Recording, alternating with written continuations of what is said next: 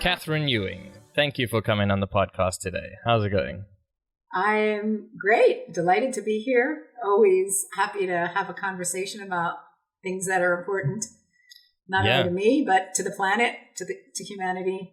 Awesome. Oh, absolutely. And as a psycho-spiritual therapist and counselor, which is quite a lot, but very impressive and very interesting. I mean, your work revolves around, helping people deal with trauma and various, challenges in life, and as many counselors do, but, you really go for it from like a much more spiritual side of things. And that's fascinating to me. And so I'm excited to chat to you about it today.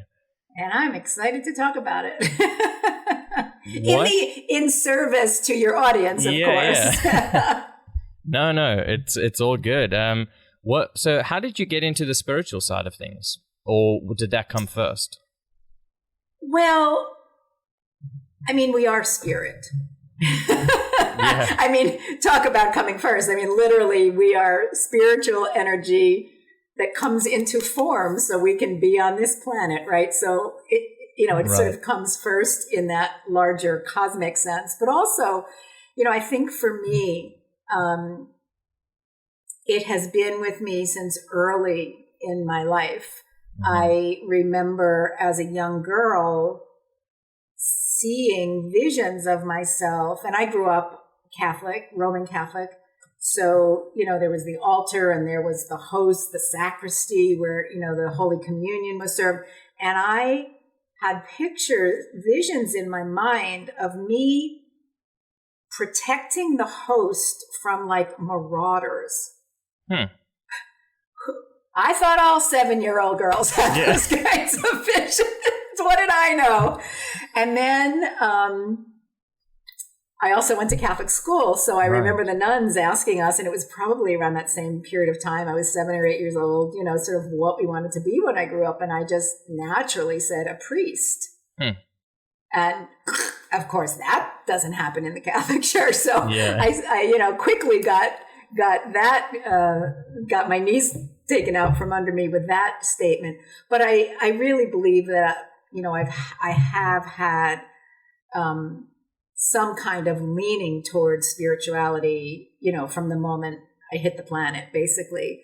But then, we become teenagers and then we go through life and we have experiences, and that sort of took a bit of a side, a bit on the side. And it wasn't until Shane after, so, a little bit about my story. So I am a licensed clinical social worker. But when I went into social work, it was not my intention to be a psychotherapist. That was the last thing on my list. Like if I could have chosen all the things that social workers could do, that was at the bottom. I honestly, in my probably young arrogance and naivete, thought that psychotherapy was for wealthy people who wanted to sort of sit around and contemplate themselves and their belly buttons. One too many Woody Allen movies. Anyway, my first 12, 13 years as a social worker was in really grassroots social work, rape crisis, sexual assault, domestic violence, child abuse, women in poverty. I was very active in the women's movement. I was one of the first people to get a degree in women's studies back in the 1970s. So I was very much focused on sort of the larger picture, the macro stuff, right? And at some point along my journey, actually it was when I was on maternity leave. So I have 3 children. My daughter's the youngest. When I was on maternity leave with her in 1993, I started hearing in my mind this like, go into therapy. And I was like, no, and, heels dug in, kicking and screaming. I'm not doing that. Yeah. But I warmed up to it over time and I started making some inquiries, and I ended up joining a practice with a woman who I had known. I used to do child protective services work, and I specialized in sexual abuse and severe family violence. And she was a psychologist at the time, we would do a lot of trainings together for police officers and prosecutors and, other people who were involved in the sort of peripherally in child protective services to help them understand the impact of child sexual abuse and that sort of thing. So anyway, I joined a practice with her and a few other women, really with no clinical training at all. And it didn't take long for me to realize that I was going to have to find my own way to work with clients, because what I understood as the traditional talk therapy did not feel fulfilling to me, but even more importantly, I didn't feel as though it was really helping my clients make the kinds of transformation that certainly I wanted for them and I thought they wanted for themselves, right? And in some ways, and I want to be careful as I say this because it can sound kind of extreme, but in some ways, I felt as though I was re-traumatizing my clients, because a lot of my clients had trauma. They came to me because I was sort of a trauma expert. Yeah. But because I didn't have the tools to help them to go deeper into really healing the trauma, I just felt like I was keeping them in the story all the time. I was keeping it activated, but without any real deep transformation. We could move some things around and, whatever, try to practice forgiveness or meditation, but it didn't feel like it was healing at a deep level. And that's what put me on a path to find other ways to work with my clients, both for to be able to support them, but also so that I could continue to work as a therapist, because I knew that I wasn't going to be able to stay with it if it didn't start feeling better to me. And because I was never inclined in that very clinical approach, I started leaning into energy work, metaphysics, spirituality as a way to start to work with my clients. So when you said sort of what got me started, I think Spirit literally put me there and then kicked me in the ass and said, go do this, find your way. And so the journey continues. I mean, that was toward the late 1990s, probably before some of your listening audience was born. And I'm still on it. I'm still learning new things. I'm still uncovering parts of myself. I'm still, going through an awakening process. But that was the beginning of it. And I ended up in that process becoming trained and, a certified practitioner in many different kinds of energy healing modalities, certainly strengthening my own spiritual practice, yoga, meditation, journaling, gratitude practices, all the things. And I also went through a very alternative seminary program that miraculously showed up in my life right around the time I was looking for some next step. And I thought it was a doctoral degree because I already had a master's, but I would just in a linear way, it made sense. All right, let me get a doctorate. But I wanted to bring together 3 specific areas. I wanted to bring together peace studies, women's issues, and sort of law of attraction, and women's issues also meaning the divine feminine. Like there was something I didn't even know what it was, but something in my mind was calling me there, and law of attraction. So I was very specific about what I wanted to do. Of course, nobody offered a program like that, but I was hoping I could find a university that would let me make up my own sort of and just do my thing. But as it turns out, one day, early morning, my kids were still sleeping. I opened an email from someone, I don't even know how I got on his email list. Like, these things happen in very mysterious ways. And he had just come back from Bosnia, where he was doing peace concerts. His name is James Twineman. And he put out this email saying he had been guided by Spirit while he was in Bosnia to begin a seminary program called the Seminary of Spiritual Peacemaking.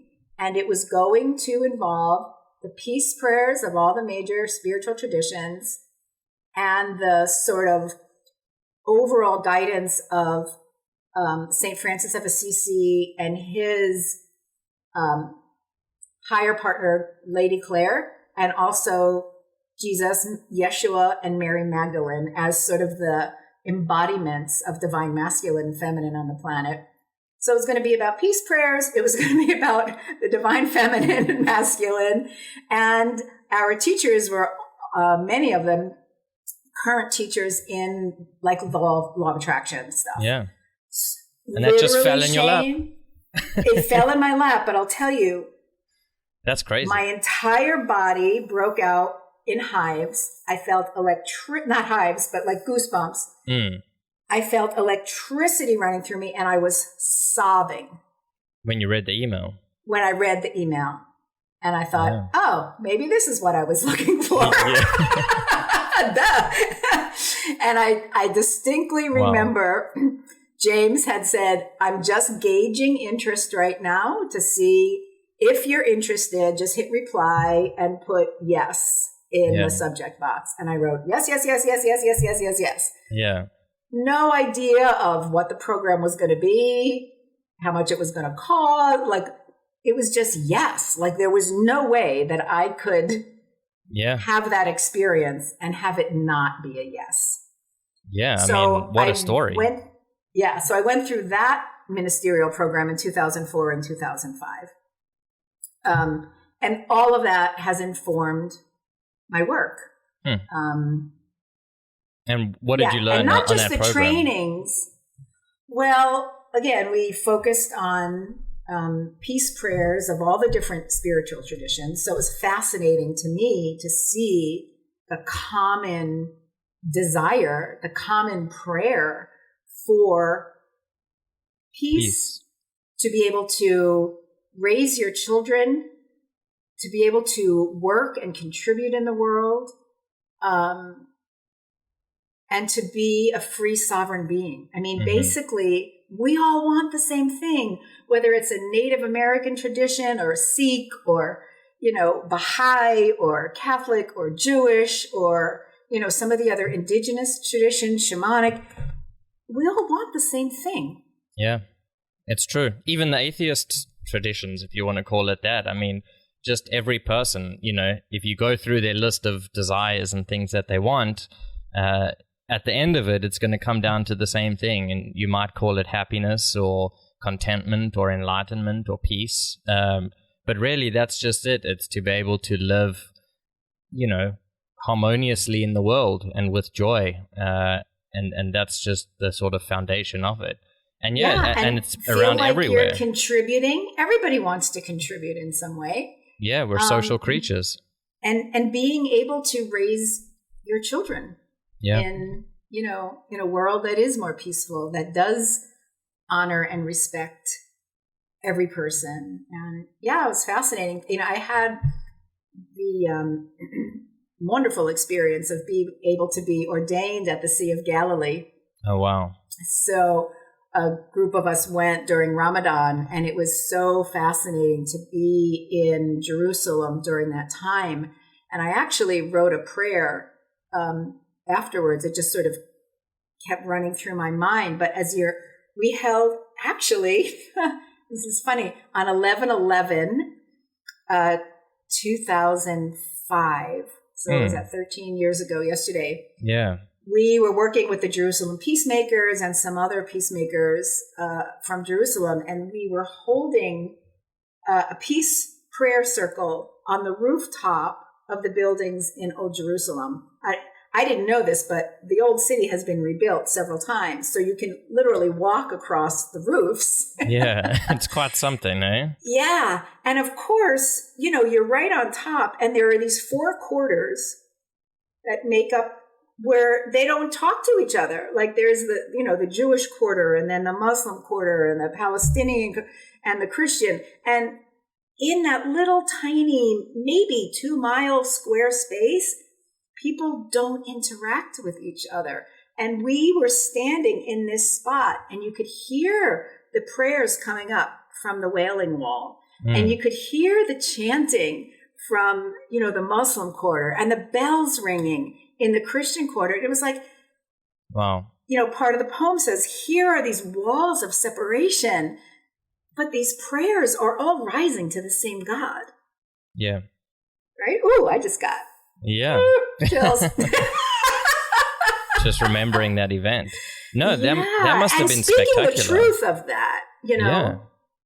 No, I was just saying, it must have been a spectacular event to see, or just to bear witness to in that point, right? To really get the sense of like, hey, we're all trying to do the same shit here. Like, these walls that are being built up and these, conflicts and all this nonsense that we do to each other, it's so all crazy. Man-made. Yeah. It's all man-made.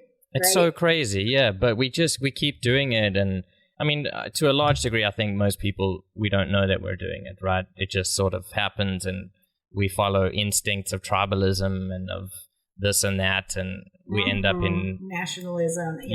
End up doing not such cool things to each other, to say the least. But really, the spiritual side of things is where, you really do get to transcend culture, right? And any particular religion or faith, if you look deep enough, it's all the same. And that was a beautiful opportunity, particularly being in Israel for a couple of weeks and meeting the Jerusalem peacemakers, or even just the people who we met in the hotel, who worked in the hotels, who, we would, I'd take time to talk with and spend time with. And, you just keep coming back to that common thread that we talked about. And, it's very interesting as I've been doing more and more podcasts recently. It's also what I love in the conversation is finding places of intersection with people who I might never, a young African-American man who all of a sudden we were born, I mean, he's much younger than I am, different generations, but blocks apart from each other in Queens, New York, right? And, he had an experience of losing a parent around the same time I did. And we just find these places where our humanity gets to, connect. And then the walls of separation.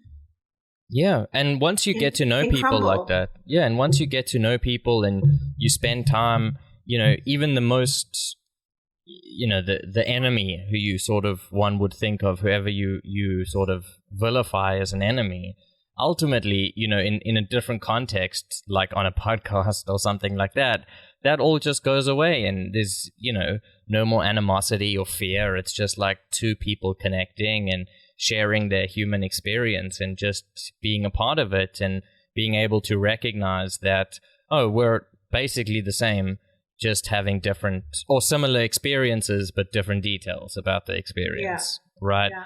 And that the range of human emotion and experience is there for everyone, and everyone goes through it, and everyone goes through tremendously good and bad times, and that it's when we connect that we really get to see that.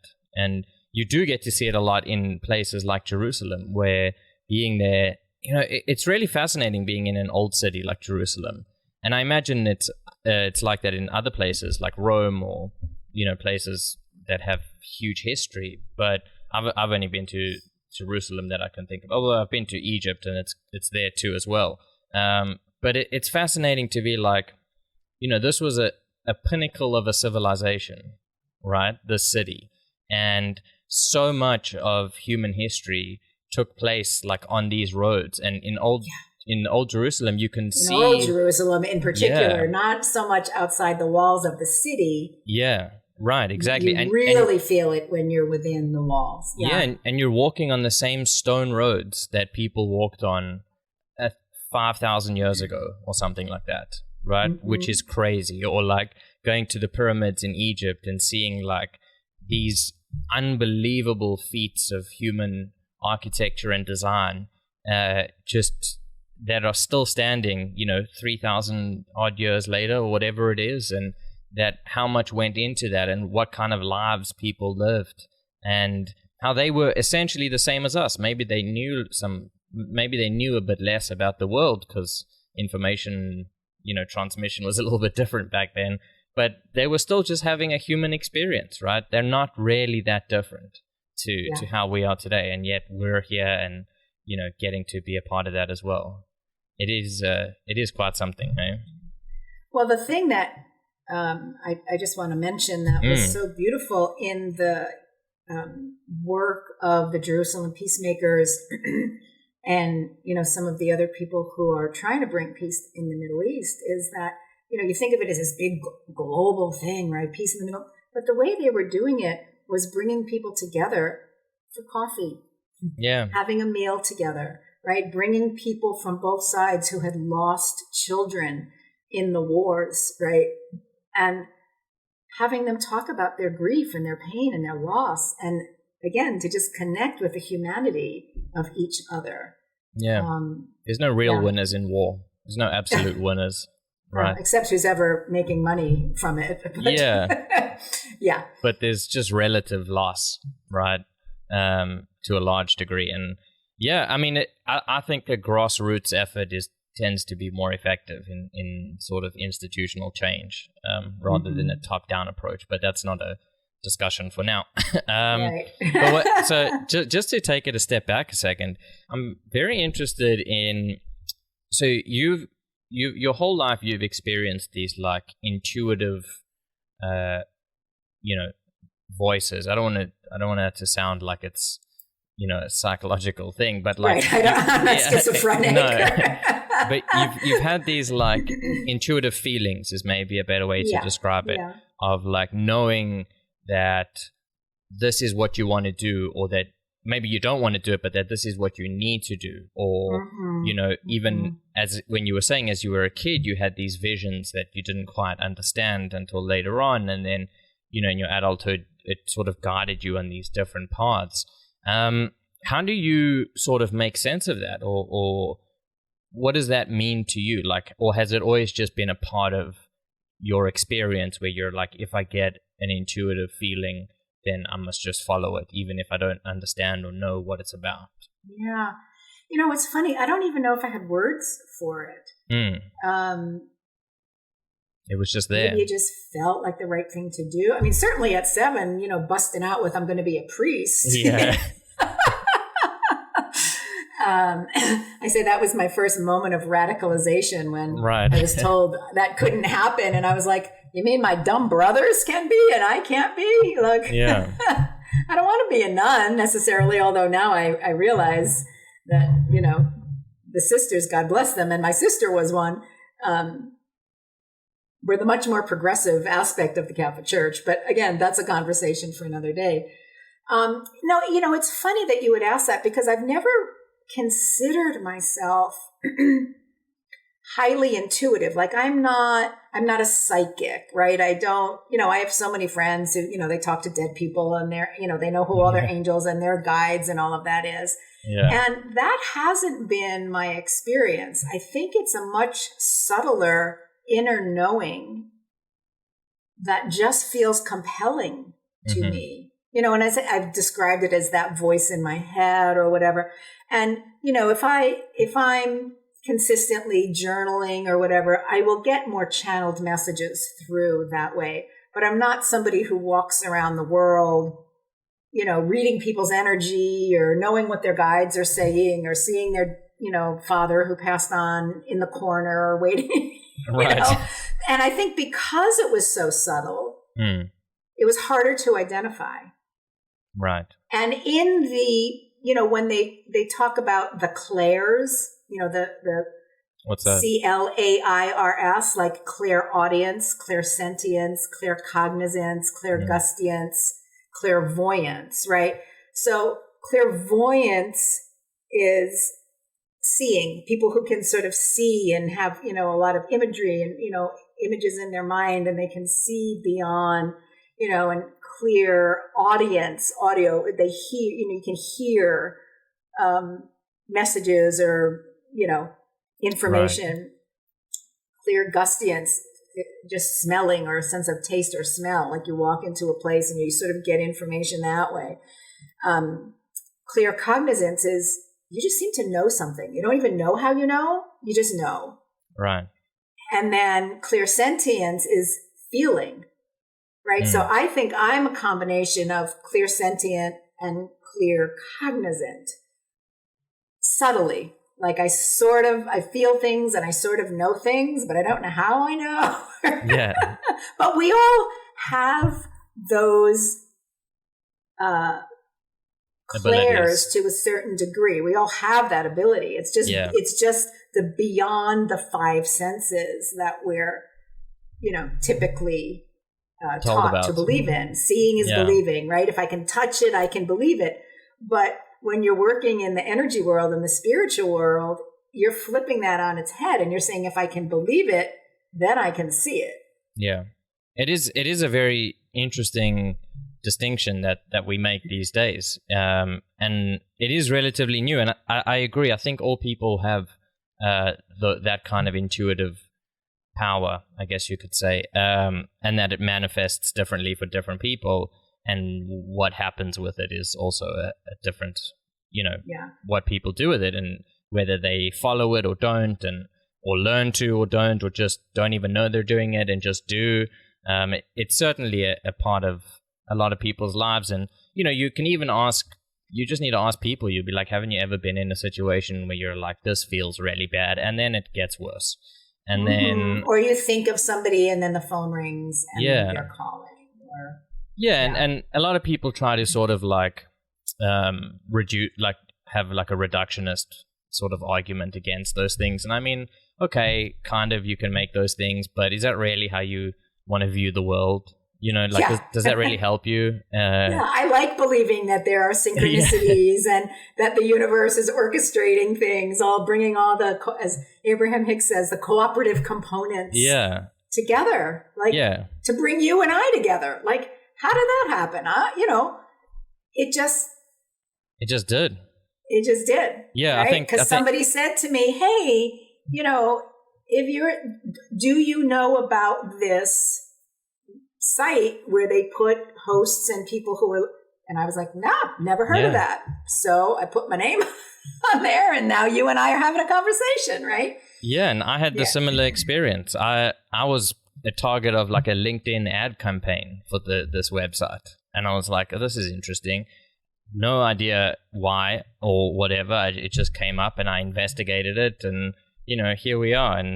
And the weird part is you can go one step further, and anyone who's listening to this now, it's like, well, they would have had to, whenever this now is that they're listening, so much had to have happened for this exact moment to take place, right? And now we're in a really interesting part because we're recording this and it will be released later.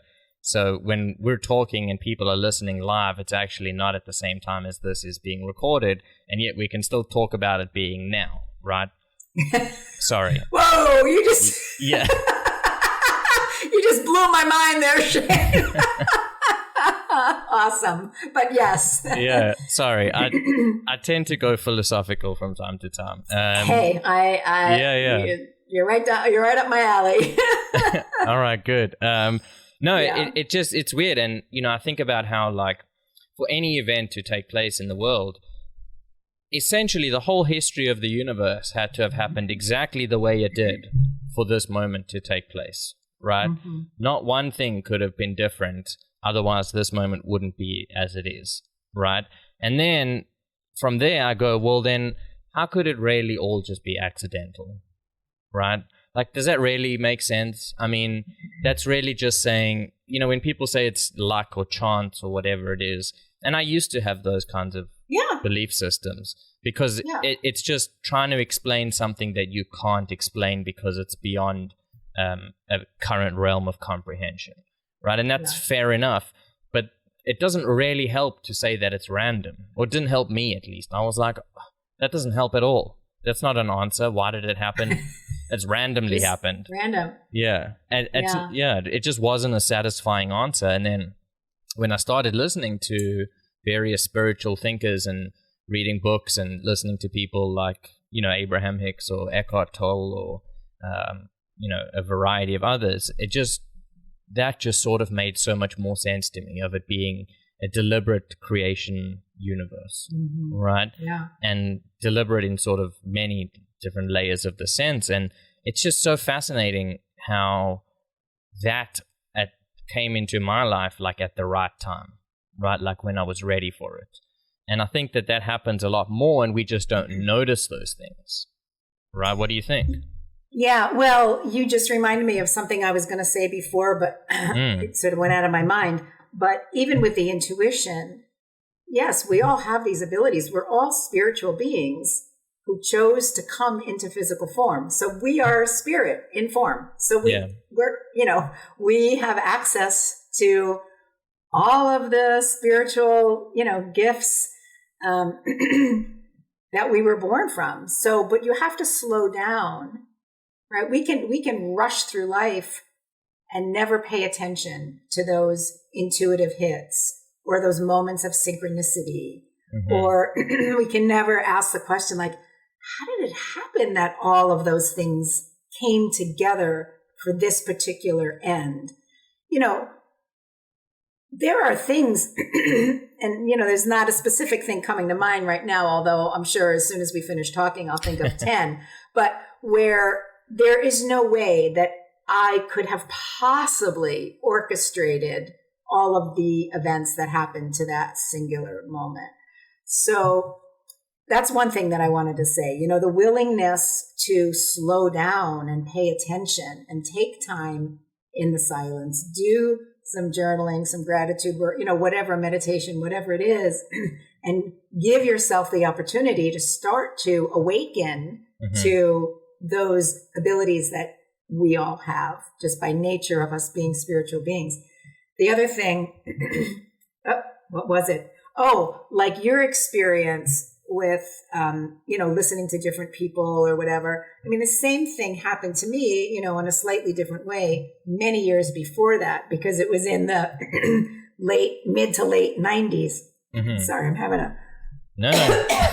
I don't know what this tea is doing to me, but in the mid to late 90s and the early 2000s, back then we didn't have the podcasts or, even the internet so much. So It was a lot of reading. It was a lot of books. It was following particular people who may have been starting to write blogs then, but a lot of it was reading.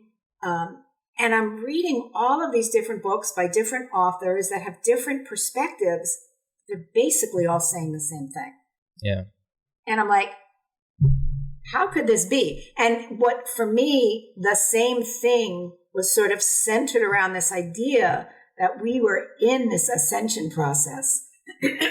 And we were moving into a time when all of the systems as they existed, right? Religious, educational, financial, familial, were going to have to collapse so that something new could be born. That, the dark underbelly of what had been created through greed and power over, call it the patriarchy, if you will, but needed to fall away. And everybody was saying that. And I was like, how the heck is that going to happen? Like, I sort of believed it, that it was true. It felt, there was a remembrance in me that was like, yes, this is true. But then we got in the middle of COVID and I said, well, I'll be damned. Guess what's happening? All of our systems are falling apart. The underbelly is being exposed. The you-know-what is being pumped out of the septic tank right before our very eyes so that we can make room and bring in more light through this awakening process to create a world that works better for everybody. Yeah, and I hope that's how it turns out. You're right. I think that COVID has been a hugely transformational episode in our living history of how things work all over the world. And no one expected it, and people might have guessed that there might be a pandemic one day, but really, I don't know that anyone really knew how this would go and what kind of chaos it would cause. But often, it's the chaos before, or what's it, the storm before the rainbow, or whatever it is. Yeah, something like that. Yeah, it's like when there is big change, there's often a lot of uneasiness that comes before Yeah. it, right? Yeah. But COVID has certainly Yeah. given many people just a different view of what's important to them. Even with their work, it's just like how much of my life is this taking up, and am I okay with that? And to what end, and who is benefiting? Yeah. Right. Yeah. And I mean, it's not all positive in the sense of like it causes, there's been tremendous suffering because of it. No. But hopefully we come out better and not worse. And, civilizations tend to have these sort of pivotal moments that either go really well or really poorly. And we are yet to see where this is going to take us. But I like to stay hopeful. Being pessimistic, even though it sometimes is my go-to nature, it doesn't really help and it doesn't feel good. So what's the point? Rather try be optimistic, Well, you use the word chaos, and, in science, and now please, I'm not a scientist by any means, but, chaos theory is sort of when everything is in change and it gets so pressured. So if you imagine a pot of water with a lid on it, or a pressure cooker, and the heat is rising and it's putting such pressure that, or an Instapot these days, you have to let the steam out. I nearly killed myself with one of those things, but that's another story. That was a little exaggeration, but but literally things change form. It changes from water to gas to steam to ice, and that's the period we're in, where there is, chaos comes before change. There has to be. And getting back to what you said a little while ago about, kind of believing in something, for me, this belief, right or wrong, I'm choosing to believe it's, right, that this is actually this period of chaos before we move into, another period, a period of peace. I used to have a podcast called Creating Heaven on Earth. And, that was sort of the theme, we're moving into this creation of heaven on earth. And I don't know what sustains people, whether it's through COVID or the death of a loved one or some trauma or tragedy in their lives, without some sense that there's a higher purpose. There's a bigger, for lack of a better word, game at play here than what we're seeing right in front of us in this physical, time and space. Yeah, I mean, and I think that ties really well into this idea of hope, right? Where hope is a very interesting human experience. Although I'm not saying animals and that don't have hope, but it seems to be more of an ability to project into the future, which is limited to the sort of higher cognitive primates and things like that. But maybe not. I mean, I've never been a dolphin or a or a chimpanzee, so I don't know how they feel about things. But hope's very interesting for humans because hope can keep you alive longer than just about anything else, right? And hope is generally associated with improvement. I mean, I guess people can hope for bad things, but really, mostly when we talk about hope, we talk about hoping that the future will be better than the present, right?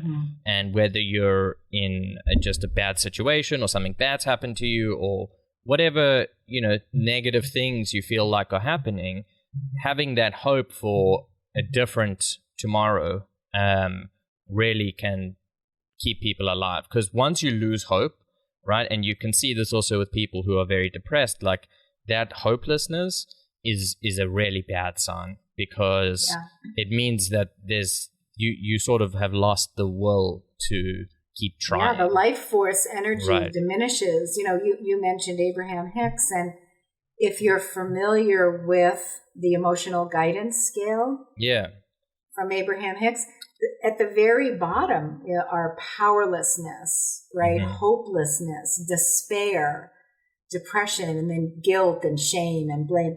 But it's literally where the life force energy has slowed down so much that it's, it becomes harder and harder to even maintain life.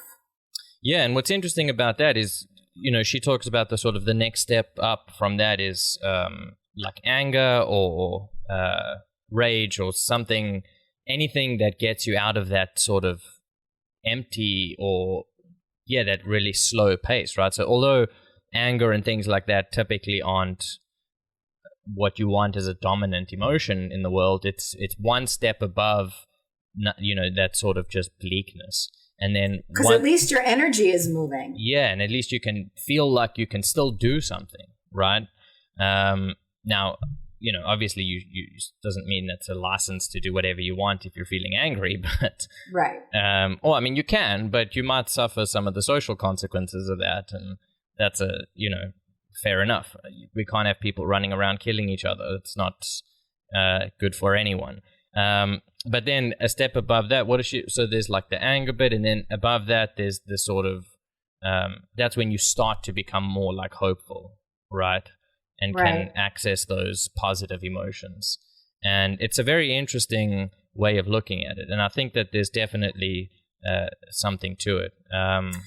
Well, I mean, it's based on an energetic principle that everything is energy, including your emotions. Emotions are energy in motion. Right. And the emotions at the high end of that scale, joy, appreciation, gratitude, love, freedom, are very high vibrating and fast moving. And then as you go down the scale, I think in the emotional guidance scale, there's like 1 to 22, but some of them have 2 or 3 emotions on a line. So there's a lot of emotions listed there. But, you go through sort of those higher vibrating ones, and then you get to boredom, and then you start tipping over into the sort of heavier, denser. And it is literally the chemistry of those emotions that both help us to know what it is we're feeling. We don't always have words for whichever emotion it might be because kids aren't taught those words. Most of us aren't taught those words. How do you tell the difference between, jealousy and envy? Jealousy and envy, right? Or, good. But each one gets denser and denser in its chemistry and moves more slowly through the body. And if we don't process, back to this idea of trauma, if we don't process trauma, literally the energetic frequency of the emotions that were present in our system when that traumatic event occurred just get pushed, I'm using that example of a septic tank again, but they get pushed to the bottom. The heavier, solid, slower moving energy gets pushed to the bottom. And the more of that we have, it just it fills up the tank until there's very little room for movement of any of the higher vibrating emotions. And it's also so physical. There's a hugely physical component to it, and that's why things like exercise and yoga and like walking or standing meditations, like that can have a tremendous benefit on emotional baggage or emotional sewage, as I guess in this analogy, where that stuff can be released through physical exercises of various kinds. And yoga is usually the sort of approach of like when you're trying to do that kind of stuff. But, people find it in all sorts of ways. Yeah. And for me, as a spiritually, energetically focused psychotherapist and coach, I like things like tapping, where we're using aspects of acupuncture to move the energy through the body while we focus on an event, a memory, a limiting belief, a fear. So we're bringing both the talk aspect of it. We're talking about that thing, and we're moving this energy through the body so that where it's been stuck, we can begin to allow that. I call it a trauma capsule. It's like, everything from that moment literally gets stuck in the energy body, the emotional body, the cellular memory. You can call it whatever you want. But the point of it is the trauma gets held in the tissue. And until we can do something to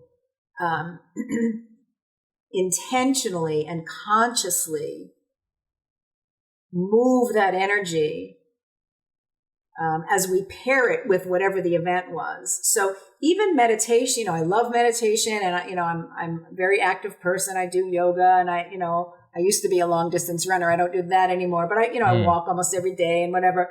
And while that's great for moving my energy and keeping me in a good headspace, it isn't necessarily conscious enough for me to move energy of trauma or hurt or pain or that kind of thing out of my system. I think that takes a more conscious approach, focused and conscious approach, where we're doing both. We're holding this and working with the energy body as a way to release this or break it up, Yeah. So how do you know, like with the tapping, let's say, how do you know where's the right place or places to target for a given person?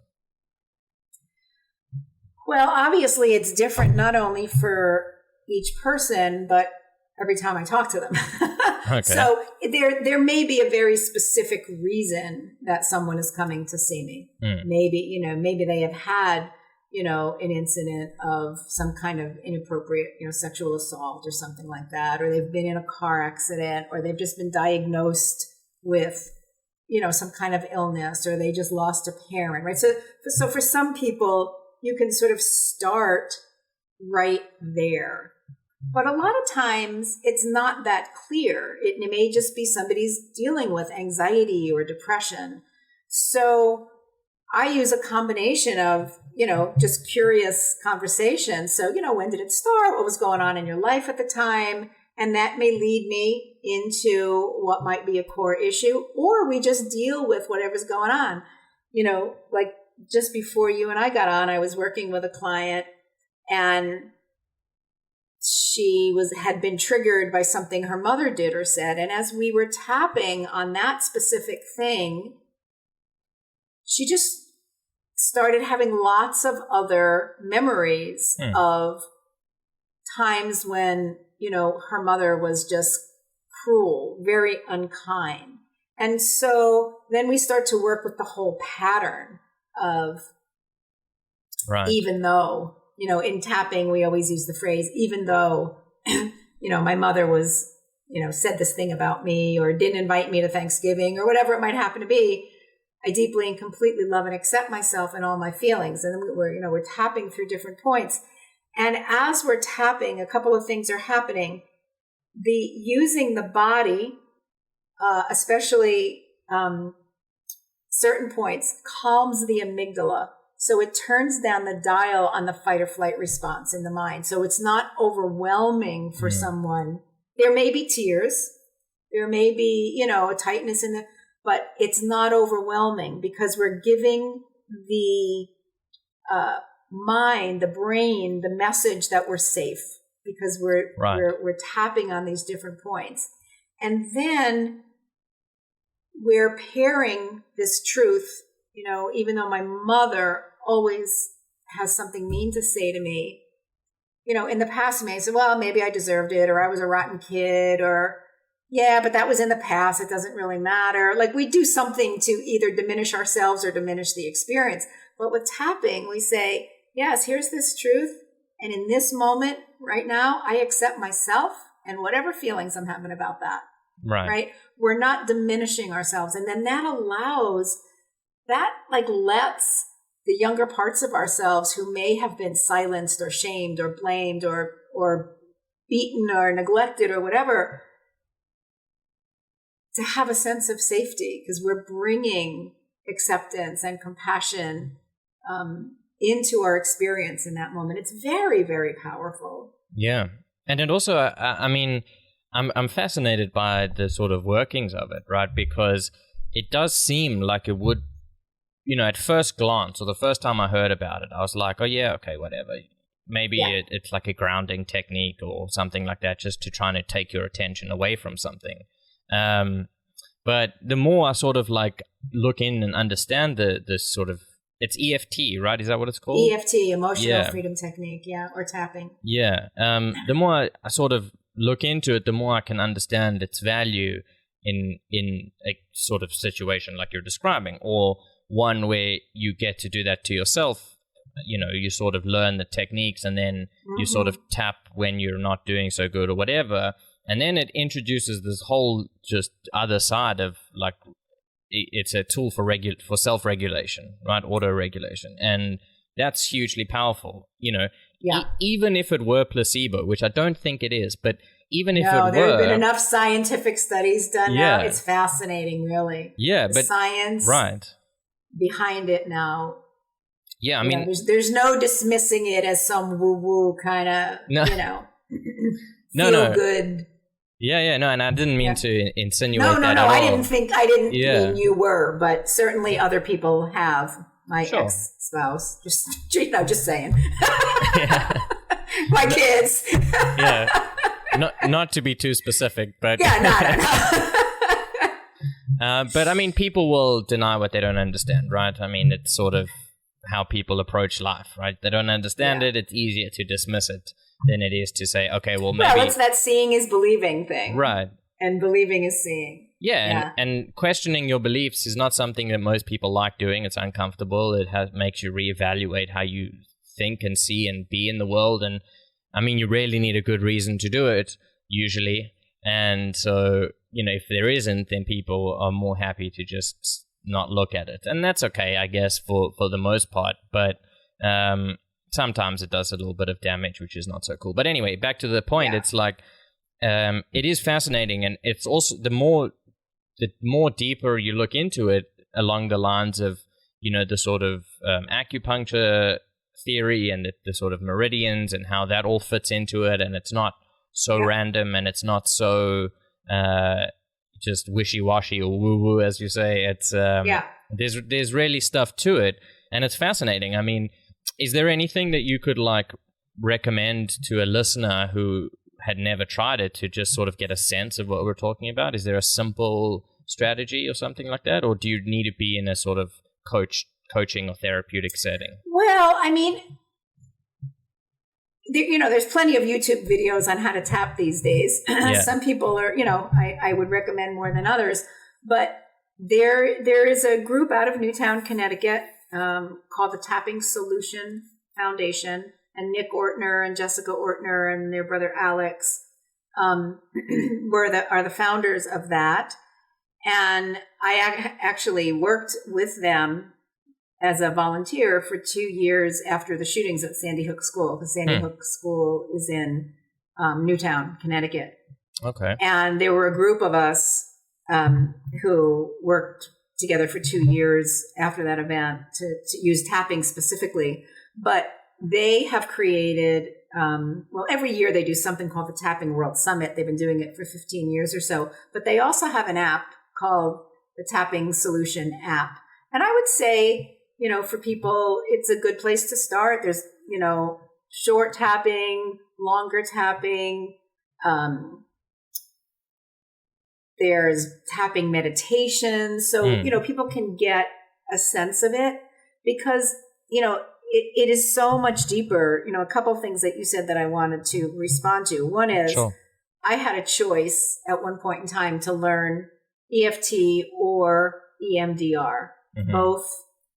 And I chose EFT, one, because it's more flexible, but two, because people can use it on their own when they're having a bad day, when they woke up and they're having a bad dream and they just feel off and they want to switch their energy up, when, they had to put their pet down and they're just really sad. Like, you can use EFT on your own, again, as a self-regulation to manage your anxiety, to help shift your thoughts.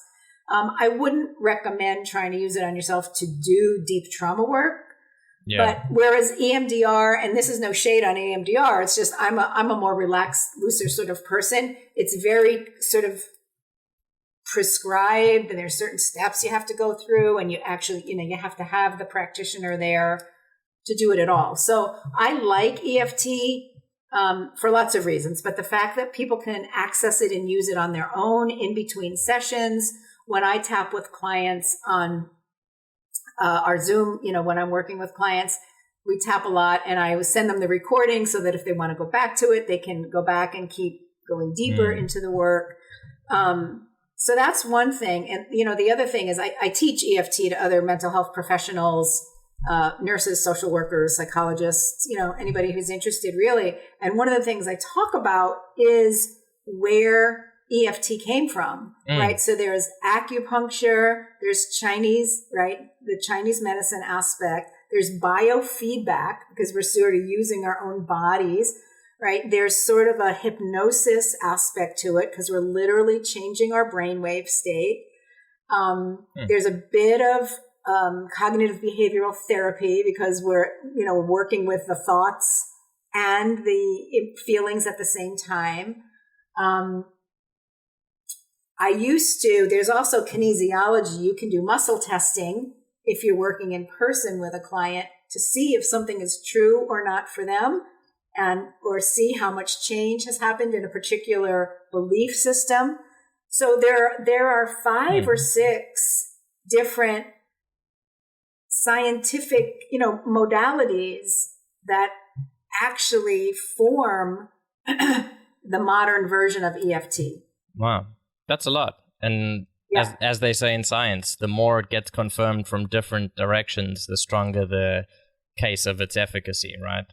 Yeah. Many years ago, I participated in a study at the University of Connecticut where a graduate student was looking at EFT versus CBT, cognitive behavioral therapy. And I had the EFT group, and there was another, therapist who had the CBT group.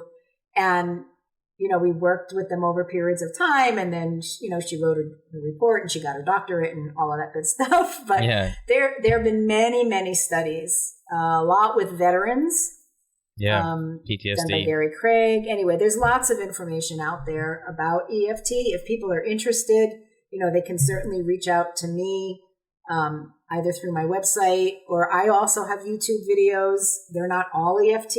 I have other things on there as well. Yeah. But no, that's great. Thank you. And I'm sure it's very helpful. And to anyone who's interested, it is a fascinating world. And it's not just interesting to learn, right? Because it's real life skills that you can do. And even if you can't quite figure it out on your own, there's people who you can connect with who will help you. And then you can do it on your own, right? Maybe you just need a bit of guidance.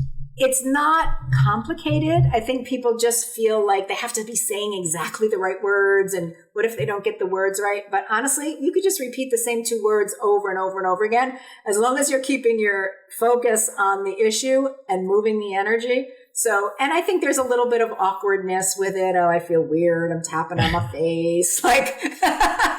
Yeah. But once you can sort of get over it, get over yourself, and even me, I've been doing tapping for 15 years now as my sort of primary, go-to modality. But when I'm working with a client, I'm still taking notes. I'm asking them, what are they feeling physically? What are the thoughts connected to that? What emotions do you notice coming up? And then those are the words that I use in my tapping script. I literally give them back their words. They're like, oh my God, you were right in my head. I said, well, yeah, you just told me all that stuff. So I'm just giving it back to you. So people can take notes for themselves. Okay, my mother yelled at me or, whatever. Let me just sit with that for a minute and notice, where is there any tightness or pain in my body? What are my thoughts coming up about that? She hates me. She's never been nice to me, and then the emotions. And then you just literally tap on each of those things as you're going through the points, and it'll. Yeah. So I use that sort of 3-prong or triangular approach: physical, mental, emotional. Right, and that's great, and clearly it has huge benefits for people, right? And you, and me, and anyone. And it's fascinating. So yeah, thanks for sharing that stuff. But listen, this hour has flown by. It's already time, and I thank you very much for coming on. It was a great conversation. Where can people find you? I'll put all the info in the description as well, but if you just want to give some plugs. Yeah, probably the easiest place to reach me is, there's a contact form on my website, which is www.sacredheartalchemy, because it's all through the heart, right? Yeah. .com. And there's other links that you have, social media links, and people can also, if they're interested in having sort of a consultation, a shorter conversation, they can access a 15-minute, consultation through my website. And also if they sign up there's some free gifts that are coming. I think right now there's a couple of meditations, or ebooks that come. I'm in the process of putting some other things together right now, a quiz and a webinar, and there'll be nice offerings coming out in the new year. But that's a little far out to be talking about yet. But if people just want to connect, maybe have a conversation or not, just get on my mailing list. And I'm trying to be better about Instagram. I think it's an age thing. Yeah. I can't seem to make myself do it, but I'm trying. Yeah. You don't necessarily need to either. People who want to find you, they'll find you, Yeah. I trust that too. Because it always, again, it happens. All of a sudden, I'll get a flurry of new people and it'll be like, oh, okay, awesome. Yeah.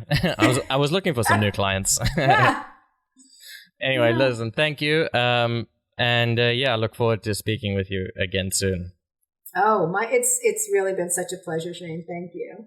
All right. We'll speak soon. Take care. Bye. Bye.